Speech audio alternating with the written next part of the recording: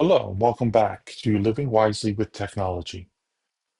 We talked previously about what the image of God was not.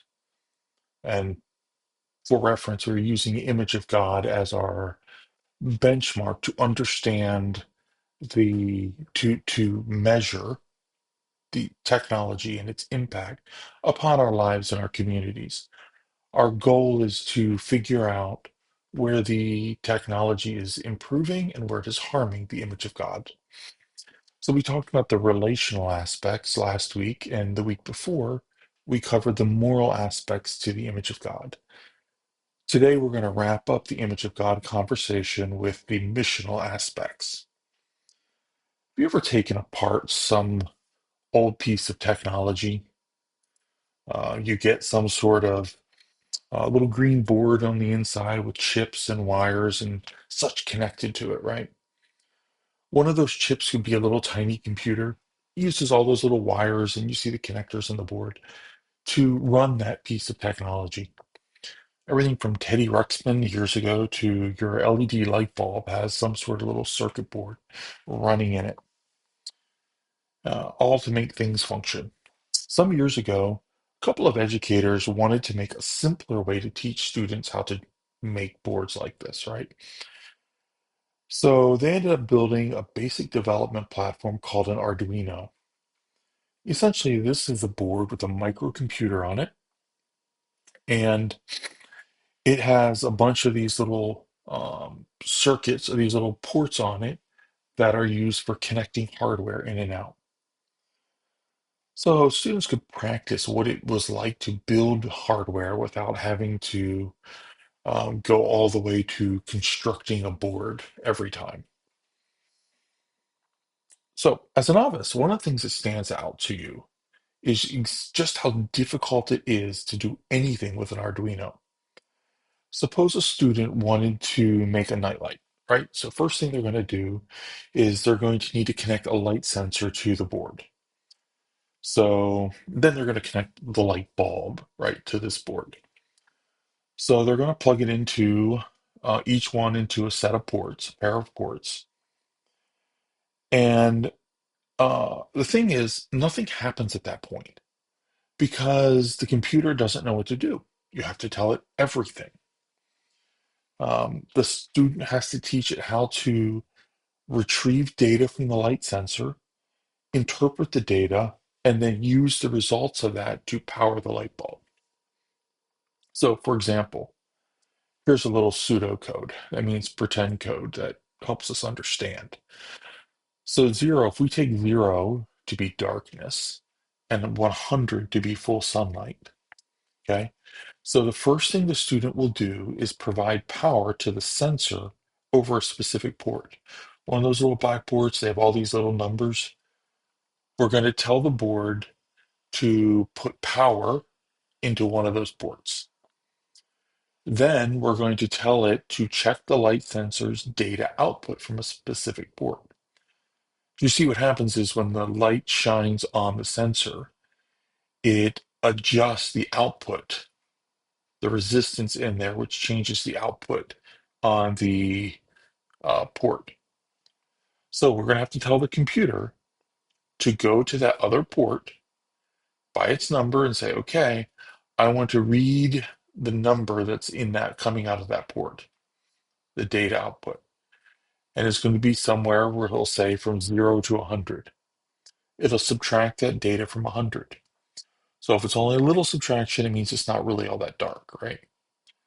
So it'll take that new number and it's going to set the light bulb's power level equal to that result. So as the sun goes down, the number changes and we end up getting more power to the light bulb. The student now has a working nightlight. And as that light grows dim, it slowly changes. Yeah, you get it.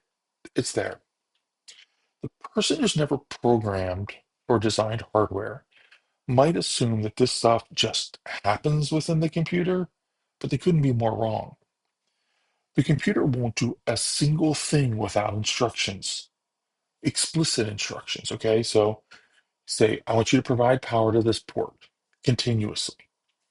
Then you say, I want to check. It's called polling. I want to check the output from this light sensor. So every couple of milliseconds, it's going to go and check and say, what's the number now? What's the number now? What's the number now? It'll take the number and it will update the light bulb power. But if you don't tell it to keep doing it, it'll do it one time and stop and never change after that. Student has to instruct the software to do every little bit.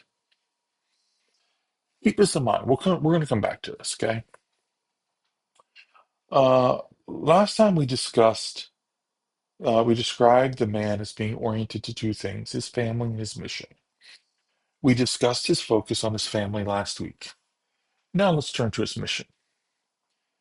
And God said, let us make humankind in our image, according to our likeness, and let them rule over the fish of the sea, and over the birds, and over the cattle, and over the earth, and over every living thing that moves upon the earth. Two verses later, God tells Adam and Eve to be fruitful and multiply, fill the earth and subdue it, rule over it, over the fish of the sea, and the birds of heaven, and over every animal that moves upon the earth. So we see that God has clearly paired his the image of God with um, managing the earth. And as we explore this topic, we'll see that this generally entails labor, i.e., work, and specifically includes the active creation and maintenance of creation. So, about this work, is this a permission to abuse the earth? You see, in Genesis 1:28, when God blessed them and he said, fill the earth and subdue it, rule over it, um, those words, rule and subdue, are very strong words. The word translated rule has been translated as to tread the winepress. When crushing grapes, the goal is to drain every last ounce of liquid from them, right? So this is a destructive term in some cases, in some uses. It has been interpreted that strongly. And the word subdue is not any better. On the other hand, this is used by the king in Esther.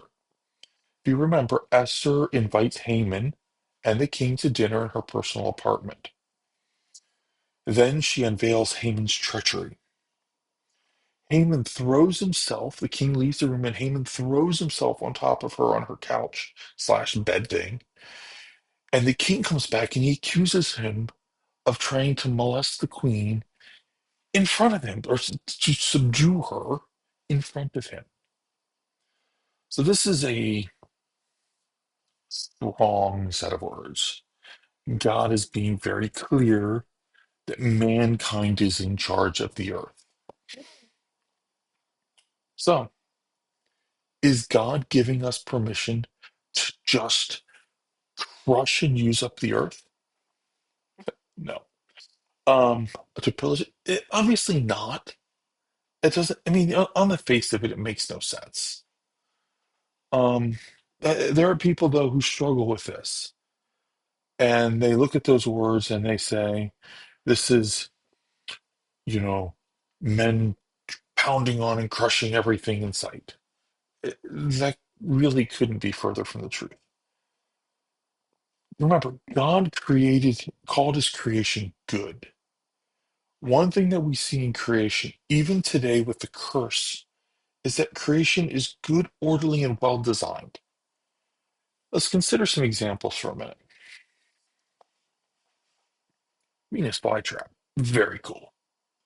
Did you know that it can distinguish between non-edible objects like a leaf or a kid's finger, right, and edible objects like spiders or flies?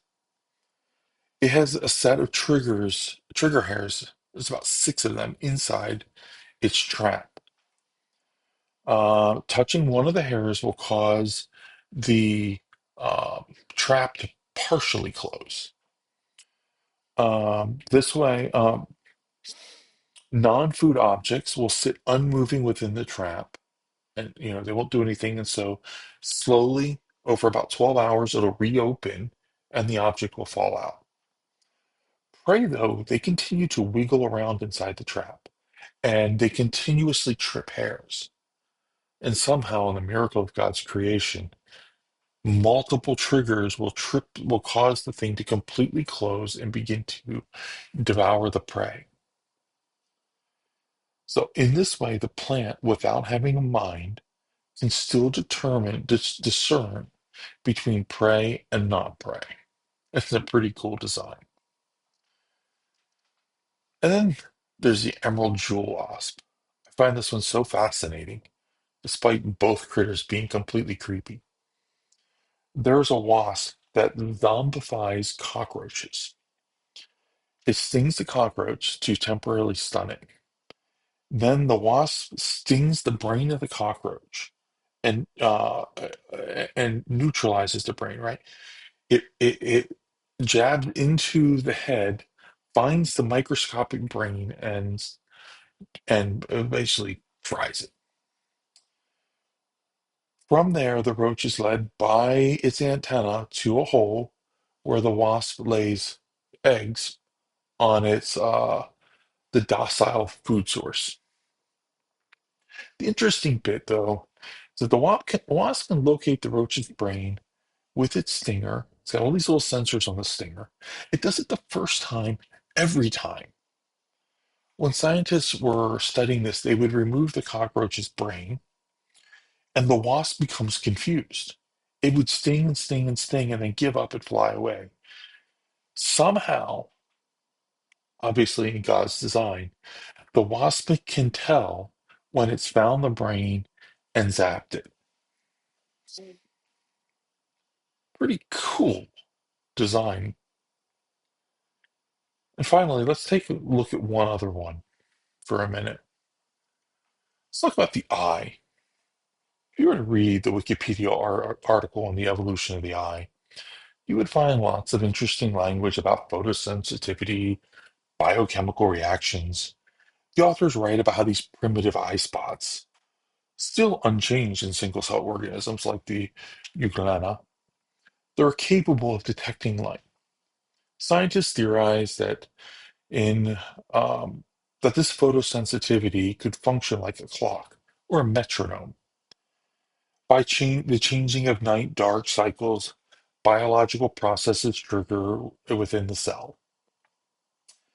Based on the example of the Arduino, the problem here should be obvious.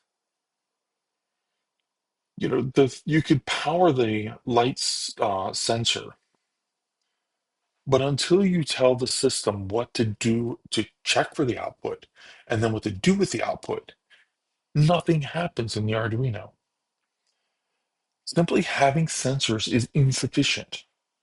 The organism needs to read the data, interpret the data, and do something useful with the result. There needs to be software. In a myriad of ways, we find that creation is well ordered and well structured. It is impossible to escape the fact that the universe is well tuned. All the pieces fit together snugly, and there aren't any awkward bits hanging around. If the universe is well tuned and well organized, then Yahweh did not give it to man and say, crush it, pillage it, stomp it out like a sandcastle on a beach. Patently absurd. But if we ask the question, what about creation's purpose? Creation is not for mankind. We are simply stewards of it. All things exist for God's glory. The earth is not ours. The earth and all it contains are His. He owns the cattle on 1,000 hills. We are stewards of that creation. We manage it for Him.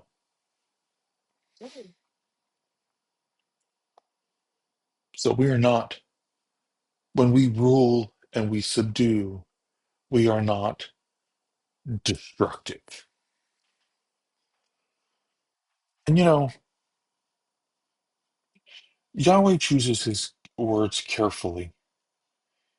Um, when he tells us to rule the earth, uh, this is known as um, the dominion mandate or the stewardship mandate in Genesis. And so, one of the things that comes out of this is we rule the earth. We don't submit to it as some form of mother. We don't beseech the earth for its blessings. We rule it. Yahweh placed it under our care. We are the kings and queens of the earth. Now, this is significantly more challenging after the curse, but it was true before and it remains true today. One of the ways that we see our relationship uh, with the earth inverted is in the environmental movement. We should always, and I repeat, always seek to preserve creatures, their habitats, and wild spaces, because this is our mission. Still, for many folks, they seek to preserve these things because they place Mother Earth in a higher rank than mankind. These folks are abdicating their positions and suppressing the image of God. I would say mankind has been placed over the earth, and therefore human flourishing comes first. But it does not come at the expense of pillaging the earth. When we think about the earth, we tend to think about the earth post curse. In American terms, it would be like us conquering the West, building out roads, farms, cities, making it safe for others to come out west and raise their families. Maybe we think about building a base on the moon and making it habitable for colonization. Before the curse, though, they were to subdue the earth as well. Did they have to deal with violent animals, disease, drought, blizzards, cholera? No. So what would subduing the earth mean to them? Might we suggest that it meant to shape the earth? Picture a sculptor working with clay. Mankind would subdue the earth by building farms, roads, cities. He would also shape the earth to manage the wildlife. It might mean building animal preserves, shaping our cities to work with creation instead of in opposition to it. It might mean making efforts to reduce pollution. Subduing the earth also means taking the raw elements from the earth and shaping them for the well being of animals, but more importantly, the flourishing of mankind. It would mean utilizing coal, iron, gravel, sand, and wood to build cities, technology, and healthcare. And when we discover that our shaping has unintended consequences, we should seek to rectify those consequences, remembering, of course, that mankind outranks animals and creation. So our mandate to rule the earth and manage the earth leads to labor to work of all kinds. Beyond land management, animal management, we find the needs of human civilization. People need buildings constructed, tools crafted, food grown, programs written, and ailments treated. All of this leads us to the concept of work. In the Lexham English Bible, it says in Genesis 2:15, and Yahweh God took the man and set him in the Garden of Eden to cultivate it and to keep it. The ESV frames that as the Garden of Eden to work it and keep it. Cultivating and work. These ideas come forth with a need to do stuff, not sit around in paradise. Therefore, we recognize that because this was before the curse, work is good and not an evil foisted upon us due to punishment. Somewhat surprisingly, the Bible says a lot about work. Why is that? We understand that the primary arc of Scripture revolves around the moral nature of the Imago Dei. Without a change in our moral nature, we spend eternity in hell. Obviously, that takes precedence. Our going from the kingdom of darkness to the kingdom of light is the most important thing. And it makes sense that the relational aspects of the image of God what would receive premium treatment in Scripture. The quality of our relationships is tied to the moral aspects of God's image. Our relationships rise and fall based on our alignment with God's design, how righteous our actions are. So that seems kind of important.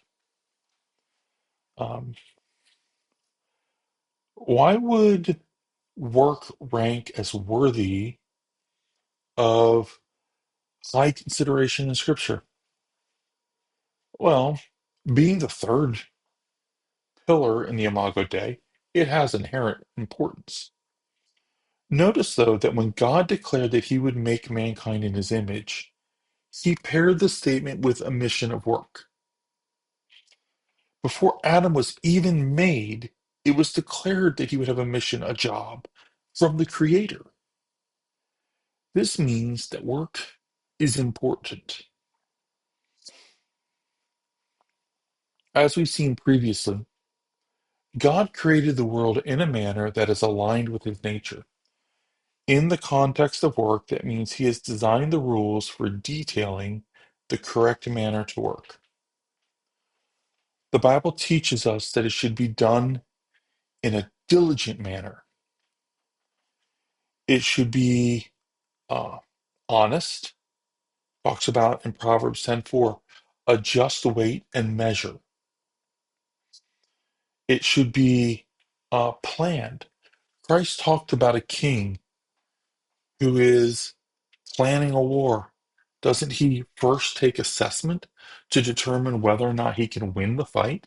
And if he can't, he goes and sues for peace. He talked about a man who is building a tower. Does he not take stock to determine ahead of time that he can build the tower, complete it? So work should be planned. And of course, we all know in 1 Corinthians 10:31 that everything we do, it's focused for God's glory, right?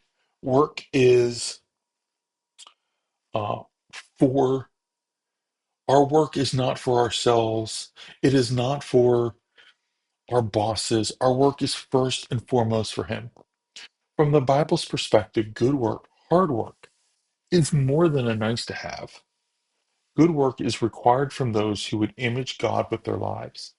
The Bible condemns those who would shirk work, be lazy, or unprofitable. Some have called these ideas the Protestant work ethic. This is often used derisively of those who prioritize disciplined work and frugal living. This, though, isn't a Protestant work ethic, it's a biblical work ethic. Societies that reject the Bible struggle to find a basis for work. When work ethic is simply a social construct, it doesn't take long before that arbitrary contract is changed. Things deteriorate and collapse. Work unmoored from God's design becomes a problem. Um, of course, laziness isn't the only issue, though it is a primary one the Bible addresses. Overwork is also a problem for some. We work because we're in the image of God. Work is good. Work, though, at the expense of our worship, our homes, our health, that's out of balance and not good. For most folks, working more is the proper encouragement. For a few, working less. How we work is important because God's design for creation, and that includes us, is aligned with his nature. And so our work should be aligned with how he works. Our work provides dignity. Leviticus 19:9, it states that the corners of the field, that the farmer shouldn't glean all the way to the corners of the field so that the poor can come in and glean. It does not say to gather it and then donate it to a food kitchen or just give it to the poor. The poor are supposed to work for their own food. They're supposed to go out there and put forth some labor. As image bearers of God, we stand tall when we lean into the image of God, when we image him with our lives. When we work, we are exercising the image of God. That brings a healthy joy. Ecclesiastes 2:24, the preacher uh, realizes that while our work is fleeting, there is reward in accomplishing good work. This is a gift from God and a healthy joy in seeing that I have worked hard and done well. Our labor is good and provides inherent value beyond simply slaving away to God's mission, to accomplish God's mission for Adam. It's not just drudgery. Our work should also be creative, like our Creator. When we look at the work God placed before Adam and Eve, it clearly involved the act of creation. Consider the very first thing that Adam did. Uh, he named the animals. What is he doing here? He's creating an information classification system. At a minimum, he's giving names to the species, like tiger, bear, or elephant. He may have even gone further and used things like the genus, Panthera, which consists of lions, panthers, and tigers, or the equus containing horses and zebras, or lupus containing dogs and wolves. Regardless of what level at which of detail he used, we see him creating a framework now to refer to the creatures under his care. For Adam and his descendants, to fulfill their responsibilities, they would need to create. They had all the building blocks, but nothing else. Kind of like when you get your first, you get a brand new Minecraft world and you've got this wide open space in which to do something, and it's all there for you to shape and use. Imagine the excitement Adam and Eve had. The whole earth stands before Adam and Eve. They were permitted, nay, they were commanded to reshape it and improve it for the benefit of all creation. So, first, they needed to discover what was out there. They needed to survey. They needed to know what materials were at their disposal. Then they would need to plan, right? Adam, it's like, what if we put a village over there, Eve? Eve's like, yeah, I like the location, but is a village a little presumptuous? Exactly how many kids are you planning? Yeah. Once they move past the planning stage, it's time to implement. They would need to create social structures, tools, homes, rules for society, recipes for their food. They would need to create beds, roads, and carts. Before being cast from the garden for their sin, they talked with Yahweh every evening. Can you imagine them telling him what they accomplished today and getting his advice on their plans for tomorrow? Maybe he suggests an alternative method, or suggests they use some mineral in a way they had never imagined. And all the while, they are still creating. Today, things aren't so different. we still shape and subdue the earth. Unfortunately, folks today misunderstand the concept of creation. There's a couple of errors that we see. When we discuss creating things, most people they think of an artist, maybe a musician. They think to themselves, I can't paint, I can't write music, I'm not a creator. Others look at content creators online, folks who craft things out of wood, make amazing custom clothes, or bake gorgeous cakes and think, those are the creators, not me. This doesn't apply to me. Yes, all those folks are creators, but that view of creating is extremely limited. And frankly, it's wrong. God called us all to work in the message into his uh, to this mission of creating and building. In our technological age, we are exposed to amazing creations. We look at the phones we carry and we think, I could never make that. We open an app on the phone and think, I could never program something like that.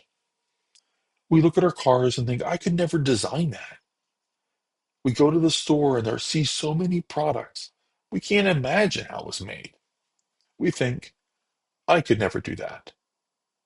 We watch creators on YouTube or Instagram and we see amazing work.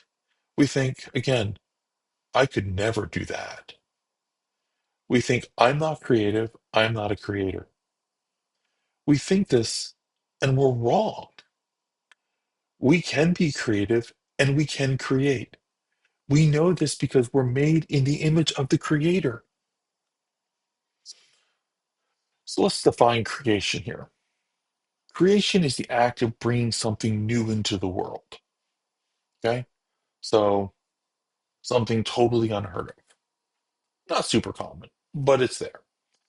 It's the act of bringing structure to disorder. Uh, the it's when we create something by going off script and adapting something into something else. It's a process by which we improve things. We take something and make it better than it was.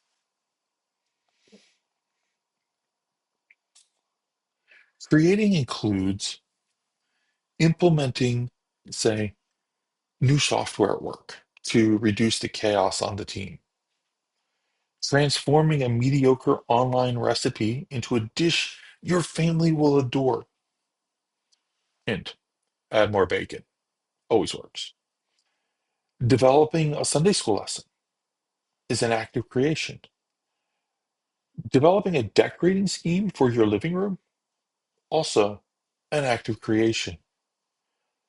Taking a process at work and redesigning it to remove the rough spots. Putting thoughts on paper and sharing those ideas with the world, also creation.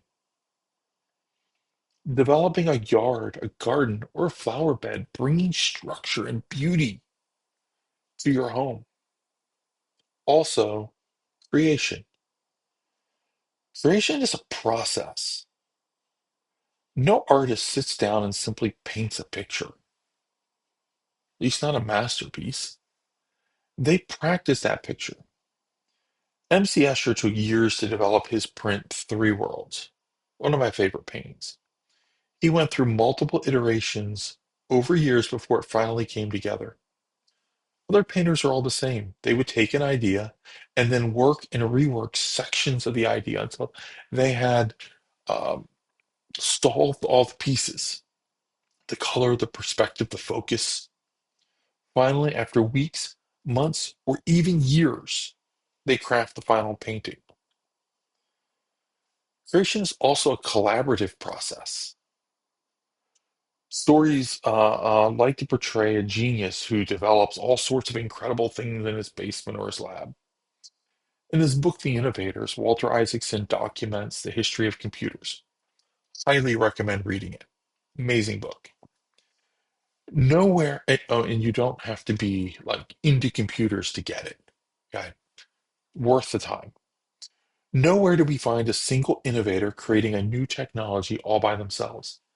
Everywhere you turn, creating involved other people.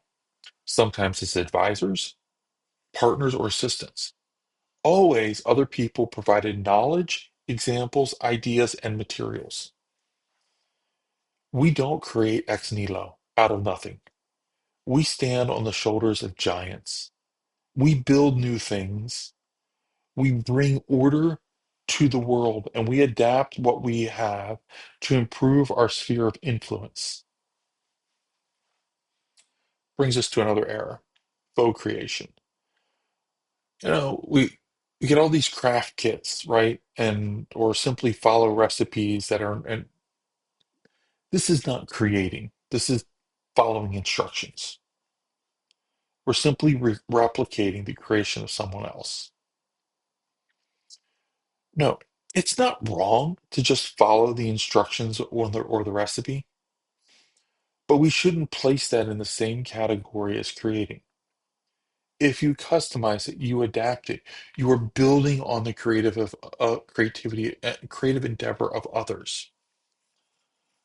So buy the kits for your kids or your grandkids or whoever.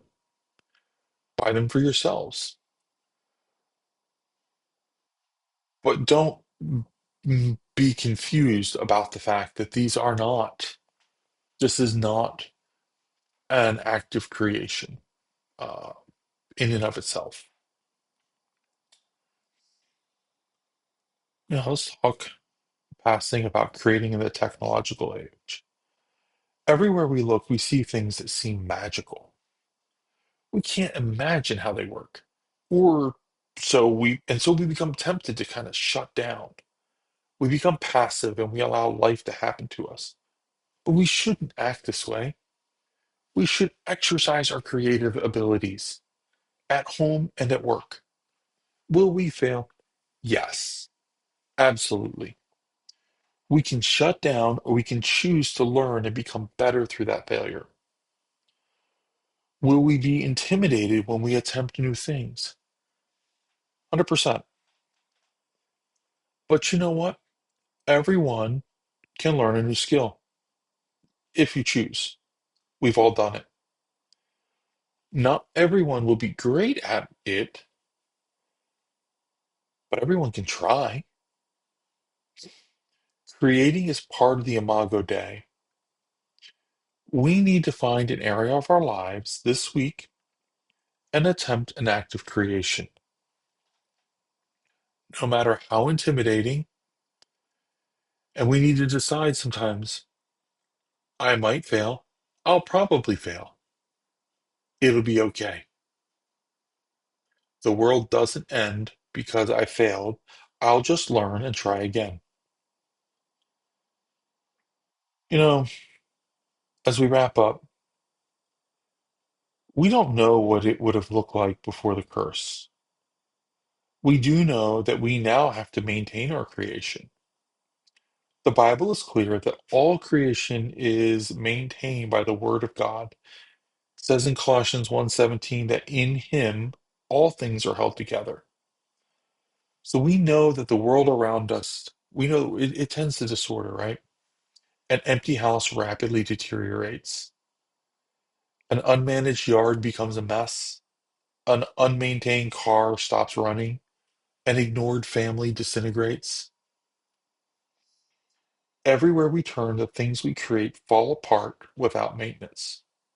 If we are to create, then we should also maintain that creation. We should seek to build structures, processes, and tools to ensure that the things we build remain. We push back against the natural trend to disorder. Yahweh created. He built a world of structure and order. He worked. He gave mankind responsibility to manage the earth.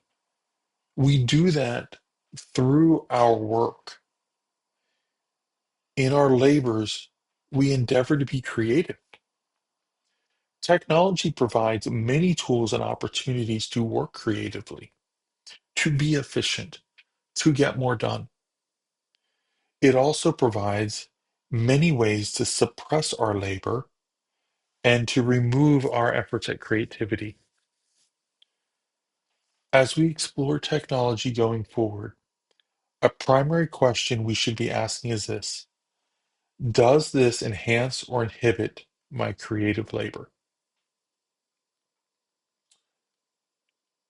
Thank you, and hopefully you will be back next week as we consider artificial intelligence.